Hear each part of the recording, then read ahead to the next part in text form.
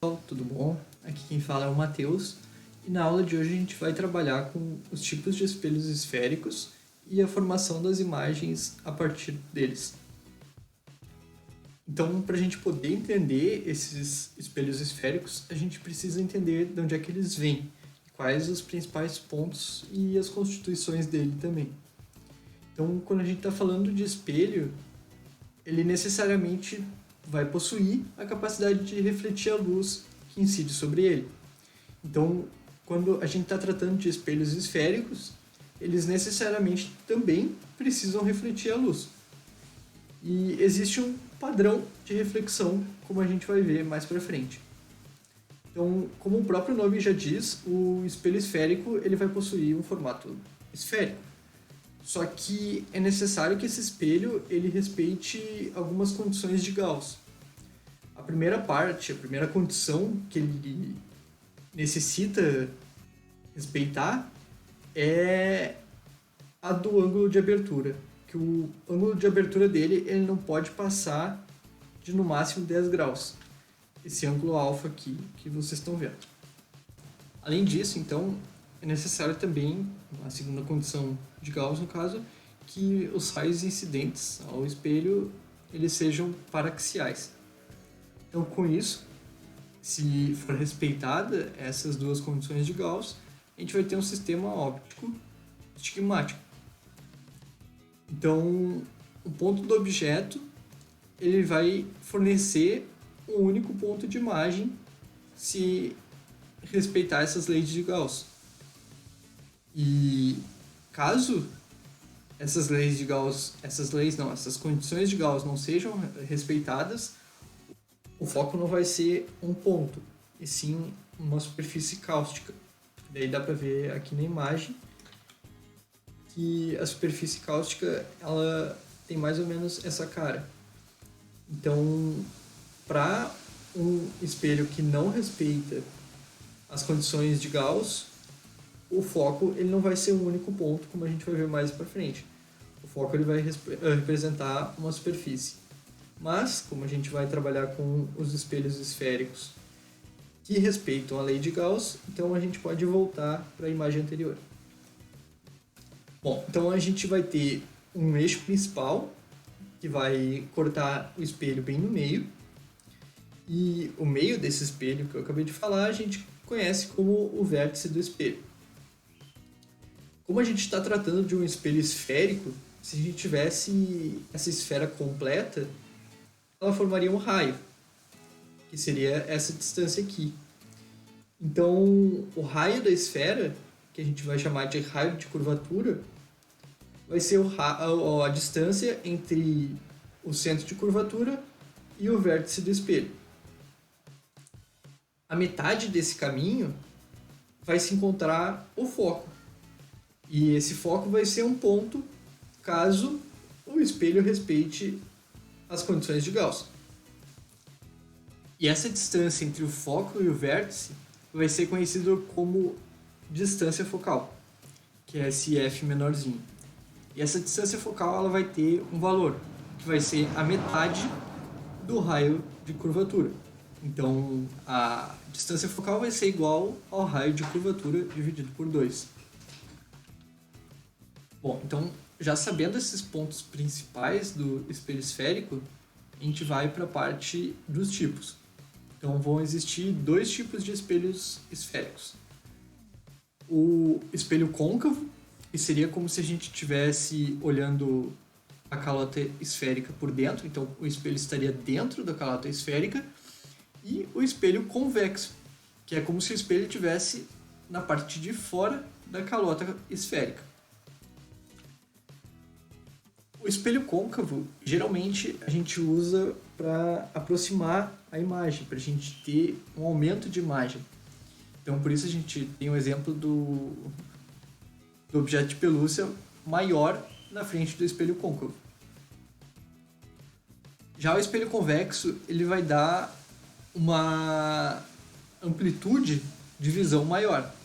Porém, essa imagem ela vai se formar menor. Então, por isso, geralmente a gente usa os espelhos convexos pelo menos a gente comumente vê, nos supermercados que ficam estrategicamente posicionados para poder ver os corredores. Então, vai ter uma amplitude maior de visão, tu vai ter um campo de visão maior, mas a gente vai ter uma diminuição no tamanho da imagem. Mas isso a gente vai ver mais para frente, a formação dessas imagens, tanto do espelho côncavo como do espelho convexo. Então, como que a gente pode traçar esse foco do espelho? Onde que a gente consegue identificar esse foco? Então, para a gente poder determinar essa distância focal, a gente pode fazer um experimento, tanto mental como físico mesmo. Mas como a gente está distante, vamos considerar a seguinte situação. Para a gente ter os raios paralelos ao eixo principal, a gente precisa que o objeto ele esteja a uma distância bem considerável do espelho. Então, a gente pode, por exemplo, colocar o espelho num canto da sala e a vela no canto contrário. Então, a gente pode botar a uma certa distância do tamanho da sala. Então, se a gente considerar que esses raios vão sair desse objeto, que no caso vamos considerar uma vela, porque ela emite luz. Então, esses raios eles vão sair da vela até o espelho, e devido a essa distância grande entre eles, a gente vai ter eles como paralelos ao eixo principal do espelho. Então, a vela, se ela estiver sobre o eixo principal, ela vai refletir uma imagem e um anteparo. Então, a gente vai se aproximando com esse anteparo até o espelho. A gente não vai chegar no espelho, mas conforme a gente vai se aproximando dele, a gente vai ver que em um ponto, uma certa distância do espelho, vai formar uma imagem. E essa imagem ela vai formar no foco do espelho. Então, com isso, a gente vai conseguir obter a distância focal, que vai ser daquele ponto até o espelho. E isso ocorre, a gente vai descobrir agora por que isso ocorre, mas isso ocorre por causa que a gente já sabe de antemão alguns raios principais, alguns raios que são como se fossem idênticos para qualquer situação. Então, esse caso em que o raio incide paralelo e vai para o foco é um deles, é um dos raios principais. Agora a gente vai ver todos eles. Vamos dar uma olhadinha agora no experimento mental se tornando um experimento de fato. Então, eu vou deixar a Prof. Magali falando e o vídeo rolando.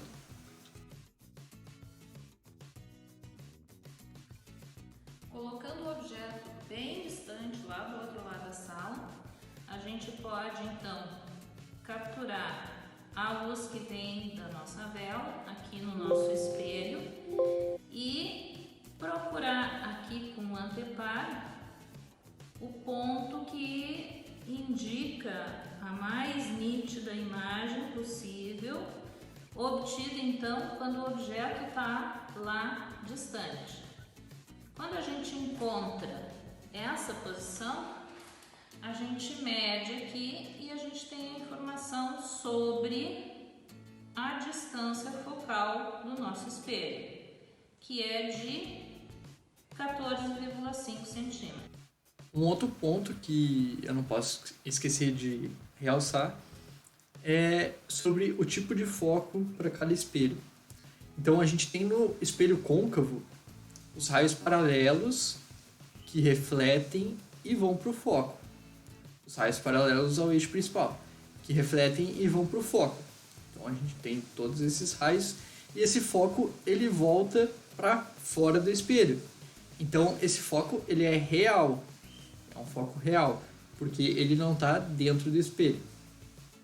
Já no espelho convexo, o raio paralelo ao eixo principal ele vai refletir no espelho, mas ele vai traçar para dentro do foco virtual do espelho. Então, o espelho convexo ele tem um foco virtual. E vai ocorrer a mesma coisa que ocorre com o espelho côncavo em relação aos raios. Só que o foco do espelho convexo vai estar dentro do espelho e o foco do espelho côncavo vai estar fora do espelho.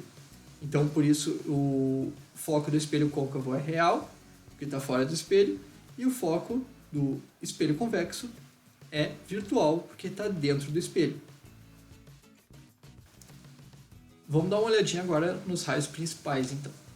Então, a gente tem um dos raios principais, que é o raio que vai passar pelo foco e voltar, vai refletir e vai voltar paralelo ao eixo principal. O mesmo vai ocorrer, isso é o espelho côncavo, o mesmo vai ocorrer no espelho convexo.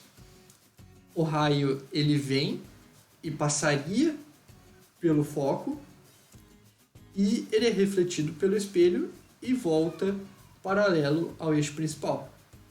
Então, a gente tem que traçar esse traçado, entre aspas, virtual, que vai estar dentro do espelho, para a gente conseguir considerar o espelho convexo.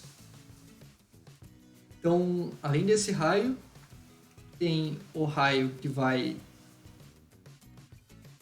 paralelo ao eixo principal e volta no foco, que é o caso que a gente usou para descobrir onde é que era o foco da vela que está parada a uma distância x do espelho, do experimento mental. Então, o raio ele vai incidir paralelo ao eixo principal e vai passar pelo foco no espelho côncavo. No espelho convexo vai ocorrer a mesma coisa. Ele vai incidir paralelamente ao eixo principal e vai em direção ao foco. Mas dessa vez vai em direção ao foco virtual, que é o foco do espelho convexo. A gente tem o raio que incide sobre o centro de curvatura e ele vai refletir e voltar na mesma trajetória. O mesmo vai ocorrer também para o espelho convexo. O raio ele vai incidir na direção do centro de curvatura e vai voltar na mesma trajetória. E o último é o raio que incide sobre o vértice. E nesse exemplo aqui a gente pode ver que esses raios, a reflexão desses raios vão obedecer à lei da reflexão. Se a gente tratar o eixo principal como a linha normal do espelho, o ângulo que forma entre eles é igual. Então vai respeitar a lei da reflexão. Então, por isso, todo raio que incidir sobre o vértice vai voltar com o mesmo ângulo. O mesmo vai isso no espelho côncavo e o mesmo vai ocorrer no espelho convexo. Todo raio que incide no vértice do espelho vai voltar com o mesmo ângulo de incidência. E é bom eu ressaltar que todos os raios eles respeitam a lei da reflexão. Então, se a gente traçar uma normal entre aqueles raios que a gente viu antes, esses mesmos raios principais, eles vão ter que formar um ângulo igual com a normal. Então, não é só esse raio que incide sobre o vértice que respeita a lei da reflexão. São todos, tá? Vamos dar uma olhadinha agora na formação das imagens de cada espelho. Então, o que acontece se a gente botar um objeto antes do centro de curvatura? Se a gente colocar um objeto antes do centro de curvatura e a gente traçar dois raios principais, que é o foco, que é o que vem paralelo ao eixo principal e passa no foco, e o que vem pelo foco e volta paralelo ao eixo principal, o ponto de encontro entre eles vai ser onde vai formar a imagem. Então, o objeto atrás do centro de curvatura vai formar uma imagem entre o centro e o foco, e essa imagem ela vai ser real, porque ela está fora do espelho, ela vai ser invertida, porque ela vai estar de cabeça para baixo, ela vai estar ao contrário, e ela vai ser menor do que o objeto. Vamos dar uma olhadinha agora, porque a Prof. Magali ela realizou esse experimento, para a gente poder ver como é que fica. Que no caso, o objeto dela era uma vela, como é que fica a vela. Então aqui a gente vai ter o objeto atrás do centro de curvatura e a Prof. Magali vai aproximar agora o anteparo para a gente poder ver onde é que forma a imagem. Então a gente vai ver que a imagem ela vai formar invertida, real, porque está fora do espelho, e menor, entre o foco e o centro de curvatura. Interessante lembrar que, apesar de estar mostrando na imagem, o espelho trabalhado nesses exemplos é o espelho côncavo. Então, agora vamos ver quando o objeto estiver em cima do centro de curvatura. Quando o objeto estiver em cima do centro de curvatura, a gente vai traçar os mesmos raios principais, o que vem paralelo ao eixo principal e passa pelo foco, e o que passa pelo foco e volta paralelo ao eixo principal. O ponto de encontro deles é onde forma a imagem. Então a gente vai ter que, quando o objeto estiver em cima do centro de curvatura, em um espelho côncavo, a imagem vai se formar no mesmo ponto, no centro de curvatura, e ela vai ser real, vai ser invertida e vai ser igual, vai ter o mesmo tamanho. Vamos voltar lá para o vídeo da Prof. Magali e vamos dar uma olhadinha no experimento que ela fez para mostrar isso. Bom, então, quando o objeto estiver em cima do centro de curvatura, que no caso estiver em 2F, que a F, o foco representa metade da distância do centro de curvatura ao vértice. Então, quando ele estiver em 2F, ou em cima do centro de curvatura, vai acontecer isso daqui. A Prof. Magali vai aproximar o anteparo ao centro de curvatura e vai formar uma imagem igual, de mesmo tamanho, e invertida, como a gente viu anteriormente, e no centro de curvatura. E o que vai acontecer se a gente colocar o objeto entre o centro de curvatura e o foco? Então a gente traça aqueles mesmos dois raios, o raio que vai paralelo e passa pelo foco, e o raio que passa pelo foco e volta paralelo. O ponto de encontro dos dois forma a imagem. Opa! Então, aqui vai formar a imagem. Vai formar atrás do centro de curvatura e ela vai ser real, invertida, porque ela vai estar de cabeça para baixo de novo, e ela vai ser maior do que o objeto. É interessante a gente perceber que aqui a imagem estava menor, aqui ela estava do mesmo tamanho do objeto e aqui ela já está maior. Então, quanto mais a gente se aproxima do espelho, mais a imagem aumenta. Porém, a gente vai ter um exemplo que vai quebrar essa expectativa. Mas vamos dar uma olhadinha agora, da mesma forma, no exemplo da Prof. Magali. Então aqui a gente vai ter o exemplo entre o centro de curvatura e o foco. Então a Prof. Magali vai distanciar um pouco mais o anteparo para ir a imagem para trás do centro de curvatura. E a gente pode ver que a imagem ela vai formar com nitidez, ela vai ser real, ela vai continuar invertida e ela vai estar maior do que o objeto realmente é. Bom, então vamos olhar agora o que acontece se a gente colocar o objeto em cima do foco, que é o caso especial que eu disse agora há pouco.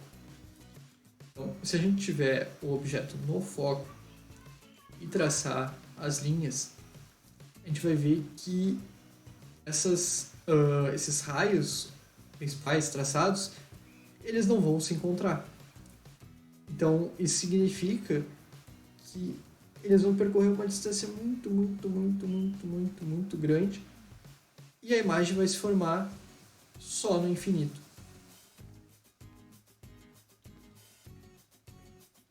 Bom, então aqui no experimento a gente vai ver que a imagem ela vai se formar, ela vai ser muito maior, ela vai estar invertida e ela vai ser real, só que ela não vai ter a nitidez das outras imagens. Então, para a gente ter aquela nitidez das outras imagens, a gente teria que empurrar essa parede até o infinito. E lá no infinito a gente teria a imagem real, de fato. Ela seria totalmente nítida e bem grande. Então, como a gente está gravando um vídeo em cima do vídeo, nem assim vai ficar nítido, né? Mas conforme se a gente empurrasse a parede ao infinito, ia ficar cada vez mais nítido, até que quando chegasse no infinito, essa imagem ia ter a nitidez total. Vamos agora então para o último exemplo, que é quando o objeto estiver entre o foco e o vértice do espelho. O último exemplo do espelho côncavo. Então, quando o objeto estiver entre o foco e o vértice do espelho, a gente vai pegar o raio que passa no vértice, ele é refletido, então a gente traça o raio que é para dentro do espelho. A gente pega também o raio que vem paralelo, reflete no espelho e volta para o foco. A gente traça o traçado virtual para dentro do espelho e aqui a gente vai ter o ponto de encontro dos dois raios. Então aqui vai formar a imagem. Então esse é o único exemplo em que no espelho côncavo a imagem vai ser virtual. Então, além de virtual, ela vai ser direita e vai ser maior do que o objeto. Então, lembra daquele exemplo que o bichinho de pelúcia estava próximo do espelho e ele estava aumentado no espelho? Então, ele estava entre o foco e o vértice do espelho, porque ele tinha uma imagem virtual, ele conseguia se ver dentro do espelho, tinha uma imagem direita, que não estava de cabeça para baixo, e uma imagem maior, porque ele estava aumentado. Então a gente vai ver que agora a Prof. Magali vai tentar ficar procurando a imagem, que a gente já sabe que ela não vai se formar no anteparo. Então,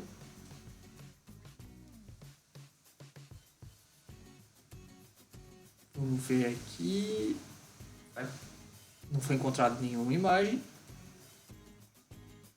E agora a imagem ela vai dizer que está dentro do espelho. Então, aqui a gente vai ver a imagem direita, maior e virtual. Direita porque ela não está mais invertida, maior porque é maior que o objeto ou a imagem, e virtual porque ela está dentro do espelho. Então vamos dar uma olhadinha agora no último exemplo, que é o exemplo do espelho convexo. O espelho convexo ele vai ter uma formação só de imagem, então a gente não vai ter vários exemplos para cada posição. Então a gente vai ver que no espelho convexo, quando a gente tem um objeto na frente do espelho, se a gente traçar aqueles mesmos raios, nesse caso foi traçado o raio do vértice e o raio paralelo ao eixo principal, vai formar uma imagem virtual direita, vai ter, ela não vai ser invertida no caso, né? E uma imagem menor. E conforme a gente aproxima esse objeto do espelho, essa imagem aumenta, mas ela só vai ter a imagem real do objeto se o objeto estivesse em cima do vértice do espelho. Então vamos dar uma olhadinha agora no exemplo que a Prof. Magali traz. Então aqui a gente vai ter o exemplo do espelho convexo. A Prof. Magali ela vai começar a aproximar a vela e a gente pode ver que lá dentro está a formação da imagem. Então ela vai ser virtual, porque ela está dentro do espelho, ela vai ser menor que o tamanho do objeto, a não ser do vértice do espelho, e ela vai ser direita porque ela não está invertida. Então, conforme a Prof. Magali aproxima, ela vai aproximando, e a imagem vai ficando maior, mas ela não atinge o tamanho do objeto. a não ser quando ela vai aproximar agora o fogo do espelho, que é para representar como se estivesse no vértice do espelho, em que a imagem teria o mesmo tamanho do objeto. Então tá, pessoal, por essa aula é só. Eu espero que essa aula tenha sido útil para vocês, que vocês tenham aprendido alguma coisa com ela. Se vocês tiverem alguma sugestão, alguma ideia ou alguma dúvida, vocês podem deixar nos comentários do YouTube. Então tá, muito obrigado e até a próxima.